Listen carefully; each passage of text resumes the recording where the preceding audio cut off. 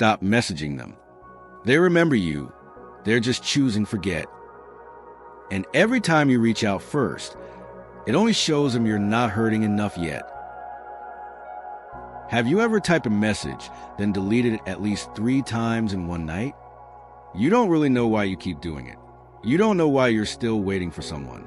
Someone who hasn't checked in, hasn't replied, hasn't even bothered to come online like they used to. But still you wait.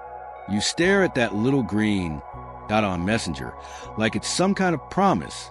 You see seen without a single word in return, and you start making excuses for them in your head. Maybe they're busy. Maybe something's going on they can't talk about. But deep down, you're afraid to face the truth. They know you're waiting, and they're staying silent. Not because they didn't notice. Not because they don't feel your longing. They do. They know, but they've chosen not to come back. And that, my friend, isn't carelessness. That's a deliberate message. Intentional silence. I've been there. I used to be the one who always reached out first. I hoped that if I were sincere enough, patient enough, they'd come back. Or, at the very least, give me an explanation. But eventually I realized silence doesn't need an explanation. It is the explanation. They don't reply, not because they don't know what to say. They don't reply because they don't feel the need to say anything to you anymore. Every time you message again, every time you take the first step, it doesn't move them. It just tells them, this person still hasn't heard enough to let go. And so they keep you by doing absolutely nothing. I'm not saying this to make you angry. I'm not saying this to make you feel foolish. I'm saying this so you can realize you're not weak for loving, but you will lose yourself if you keep trying to love someone who's chosen silence as their way of saying goodbye. So stop. Don't message them anymore. Not because they're undeserving, but because you deserve clarity, at the very least, from yourself. Love cannot be forced, and neither can God. In his letter to the Corinthians, St. Paul wrote, "Love is patient, love is kind. It does not envy, it does not boast, it is not proud, it does not dishonor others, it is not self-seeking, it is not easily angered, it keeps no record of wrongs. Love never fails." But Scripture also reminds us, when one door closes, God may be leading you to a better place. God doesn't leave us stuck in endless waiting. And if someone makes you beg for love on your knees, perhaps God is gently waiting for you to rise so you can finally see. Love doesn't come from someone else. It comes from the one who created you whole. The most painful truth isn't that they left you. It's that they walked away in silence, and you kept waiting, hoping they'd return with something, a word, a reason. You don't know exactly when things started to slip away. Maybe it was a message left unanswered. Maybe a date they forgot. Maybe the calls that stopped being picked up like they used to be. But you noticed. You felt the shift. You just didn't want to believe it. You forced yourself to believe everything was fine. That maybe you were just overthinking. That maybe it was just a rough patch. And soon they'd come back like before. You just didn't want to believe it. You forced yourself to believe everything was fine. That maybe you were just overthinking. That maybe it was just a rough patch. And soon they'd come back like before. But day by day, night by night, you started facing a feeling you couldn't quite name. It wasn't a clear rejection. It wasn't a breakup you could point to. It was a silent unraveling. And what makes it hurt even more is this. They didn't even bother to explain. No goodbye. No apology. Not even a signal that this is the end. They left you to guess, to doubt, to slowly tear yourself apart. This isn't your fault. But somehow, you still feel like it is. You start asking yourself, did I do something wrong? Did I message too much? Did I become too much for them? And while you're tangled up in those questions, they continue in silence. The truth is, they didn't need to say goodbye, because they'd already left you a long time ago. Through their actions, you were just the one left behind, carrying on a one-sided conversation. The hardest part isn't that they left. It's that they knew you were hurting and still didn't think it was worth turning back. No one deserves to beg for closure, and no one should stay in a relationship where even clarity is denied. Do you know what hurts the most after being left behind? It's not their silence. It's the voice in your head, relentlessly turning against you. You start replaying every conversation. You read old messages, the words you once sent with all your sincerity. You search for that one moment. Was it this message that pushed them away? You ask yourself, was I being too sensitive? Did I love the wrong way? Or worse, am I even worthy of being loved? Bit by bit, you shift from victim to the person who wounds yourself the most. You're not just hurt because they left. You begin to believe you deserve to be left. You sit in the quiet of night, phone in hand, staring at a screen that won't light up. No messages, no check-ins. And instead of being angry at the one who walked away, you're angry at yourself for still waiting. You feel pathetic. You hate that you still think of them, still remember the smallest details. You start to feel ashamed of your own emotions. And like a deep hidden cut, this quiet self-blame becomes a wound that outlasts even the abandonment. You start living in a mental contradiction. You want them to come back, not necessarily because you still love them, but because you want to stop feeling so worthless. But deep down, you know, if they truly loved you, they would never have let you reach this point. Because someone who loves you wouldn't let you suffer in silence. And yet, you still can't stop asking yourself, what if I had just stayed quiet? What if I hadn't said those things? What if I hadn't loved them so much? You want to retreat. You want to disappear from their memory before they erase you completely. But then you write another message, then delete it, then write again, as if you're begging for a part of yourself to survive. You know you weren't wrong to love them, but somehow you still feel guilty for not protecting yourself in that love. Love is supposed to lift you up, but this relationship made you place your entire self-worth in the hands of someone who went silent. And it was you who let that happen. Self-blame is a dull blade, but one that cuts deep. It doesn't stab you once and leave. It slices you a little more each day, with thoughts you're too afraid to say out loud.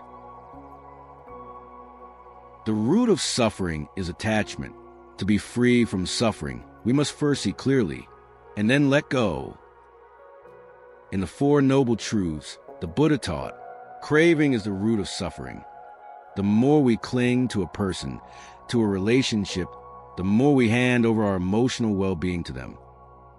The Buddha never taught us to abandon love, but he reminded us, love without wisdom leads to suffering. Love is not meant to bind. When someone no longer chooses to stay, look deeply and you may see. Perhaps they were a lesson, not a forever part of your path. Awakening comes when we stop asking why they left and start asking, why am I still standing in the place they walked away from long ago? And it's in that very moment, when you stop holding on, when you begin to accept that not everyone who stays is necessary, that awakening quietly begins to grow within you. Awakening begins not when we ask why they left, but when we start asking, why am I still standing in the place they walked away from long ago? That sentence stayed with me, not as some lofty spiritual idea, but as a quiet, jarring truth. I had stood still for too long. I froze time for someone who never looked back. I wasn't living anymore. I was simply waiting. And then one morning, I woke up like I always did. But this time, I didn't check my phone. No more waiting for a screen to light up. No more unconscious hope rising at the words, active now. Not because I stopped loving, but because I was exhausted from fighting reality. I used to believe that if I were patient enough, they'd return. I thought if I was kind, gentle, and loyal, life would be fair and love would be returned to me. But then I learned something. Someone who no longer loves you won't come back, no matter how deeply you still love them. And someone who chooses silence, it's not because they don't know what to say. It's because they no longer want to roll in your story. All the while, I had made myself a side character in my own life. Awakening isn't the moment you shout, "I'll forget them." No. Awakening is the moment you whisper, "I choose myself," and no longer feel guilty for it. It's when you return their silence, not with anger, but with the quiet surrender of a heart that's simply tired. You don't retaliate. You don't beg. You just stop waiting. You no longer need them to say anything because their absence has already spoken volumes. And you stop searching for answers because you finally understand. Not every question is worthy of an answer. The day I stopped was the day I realized I no longer want to love someone in a way that makes me hate myself every time they don't respond. I still want to love, but only a kind of love that helps me grow, not shrink. A love that doesn't make me fight to be seen. And if that love hasn't arrived yet, then at the very least, I won't betray myself ever again. Awakening is a first step toward healing. And healing doesn't begin when someone comes back. It begins the moment you stop waiting. There was no dramatic music, no romantic climax, no tear tracing down my cheek under soft cinematic lighting. There was just me, sitting alone in a quiet room, picking up my phone, and for the first time, not checking my messages. I didn't type anything. No, I'm still waiting. No, do you still think of me? No reaching for old memories. No try to relight a faded habit. Nothing. I put the phone down, and in that seemingly insignificant moment, I knew I had made a choice. I chose to stop, not because I had stopped loving them, but because I had finally begun to love myself more than the loneliness. You know, letting go doesn't have to be dramatic. It doesn't need a breakdown or a big announcement. Sometimes, letting go is simply stopping the effort. I used to think walking away had to look powerful, like something that would make them regret losing me, something to prove I was okay. But no, I didn't walk away for anyone to notice. I walked away so that I could remember I still exist. I had lived too long in the role of the one who waits. I forgot what I used to enjoy. I stopped listening to music because every song reminded me of them. I canceled plans because I didn't have the energy to pretend I was okay. I skipped gatherings just to sit and hope for a message that never came. I let their silence control the rhythm of my heart. But today, I breathe fully. I listen to music again, not to forget, but to live. I looked in the mirror, not to see exhaustion, but to find the eyes I once had. And I told myself, we've been sad long enough. Now let's begin to live. Letting go doesn't mean you no longer love them. It simply means I no longer want to hurt myself to hold onto someone who chose to leave. Someone once asked me, what if they come back one day? I smiled, softly, like I'd never been broken, and said, if they come back, I hope I'll be strong enough not to need them anymore. Not because I hate them, but because I once lost myself trying to hold on to a version of them that they no longer wanted to be. I don't know what tomorrow holds. Maybe I'll still feel lonely for a while. Maybe I'll still remember them. But this time, I won't message again. I don't need someone else's reply to know my worth. I don't need a late return to mend a wound I've been stitching on my own. I only need one thing: peace. And peace never comes from someone who makes you keep guessing. I stood up and quietly closed the last door I had been waiting at. No lock, no anger, just this truth. I'm not sitting at that threshold anymore. I walked away, not because I forgot them, but because I finally remembered who I am. Some goodbyes are never spoken. They don't come with final words or dramatic exits. Just one person slowly growing silent, and the other silently learning how to endure. No one shuts the door. No one locks it. But clearly, no one is inside anymore. You once sat at that threshold for a long time. You once believed that if you were patient enough, sincere enough, they'd eventually walk back in. But the truth is, sometimes people don't return, not because you weren't good enough, but because they no longer belong in your story. And you don't need to wait any longer to understand that. You don't need an apology to find closure. You don't need a late embrace to turn the page. The only thing you truly need is clarity within yourself. That you gave your best. That you love with kindness. That you were never wrong for loving. We don't have to hate someone in order to move on. We don't have to erase the memories or pretend to forget.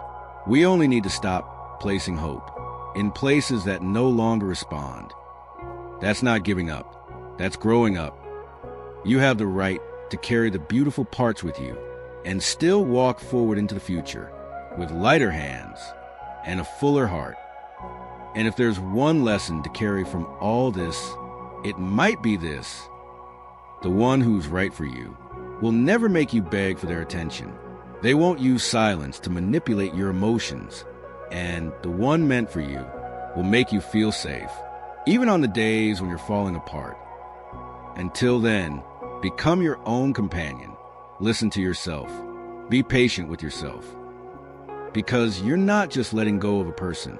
You're reclaiming a version of yourself you forgot for far too long.